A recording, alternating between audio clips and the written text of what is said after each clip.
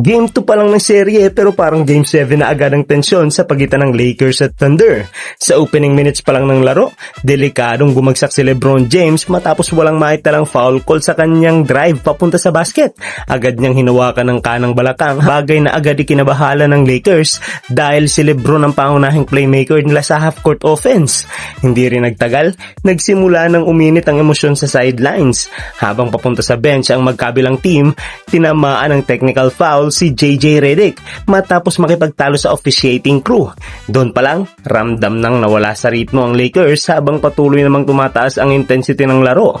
Pero lalo pang uminit ang laban na magkaroon ng banggaan sina SGA at Austin Reeves. Tinawagan ng ikaapat na personal foul si SGA matapos ang contact, habang naiwan namang nakahandusay si Reeves sa court dahil sa sakit. Dahil doon, agad ni-review ng referees ang play para tingnan kung dapat ba itong i-upgrade bilang flagrant foul. Habang chinecheck ang replay, nadagdagan pa ang tensyon matapos bigyan ng technical foul si Alex Caruso dahil sa pakikipagtalo sa officials. Kitang-kita sa puntong iyon kung gaano ka-physical at ka-emotional ang naging takbo ng Game 2. At hindi pa rin natatapos ang mga banggaan. Sa isa pang agresibong drive ni SGA papunta sa basket, nagkaroon ulit ng matinding contact mula kay Austin Reeves. Bumagsak si SGA sa ilalim ng ring at nadamay pa si LeBron James na muntik matapilok habang nangyayari ang play. Muling review ng officiating crew ang sequence para sa posibleng flagrant foul, pero matapos suriin ng replay, nanatiling common foul ang naging desisyon dahil wala raw unnecessary wind up o dangerous follow through sa contact.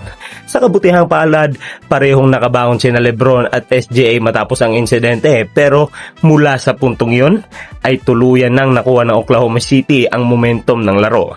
Kinontrol ng Thunder ang pace, depensa at transition offense hanggang sa tuluyan nilang tambakan ng Lakers 125-107 para kunin ang matinding 2-0 series lead. At mas lalong kahanga-hanga para sa Oklahoma City. 7 sunod na playoff wins na ngayon ang hawak nila dating pa noong NBA Finals stretch nila.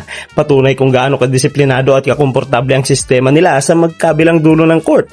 Pero kahit tapos na ang laban, hindi pa rin natapos ang tensyon. Pagkatapos ng final buzzer, nakita pang lumapit sina Austin Reeves at ilang Lakers players sa officiating crew bago tuluyang dumiretso sa locker room. Pinapakita lang nito na para sa Lakers, pakiramdam nila ay may mga crucial calls na nakaapekto sa direksyon ng laro.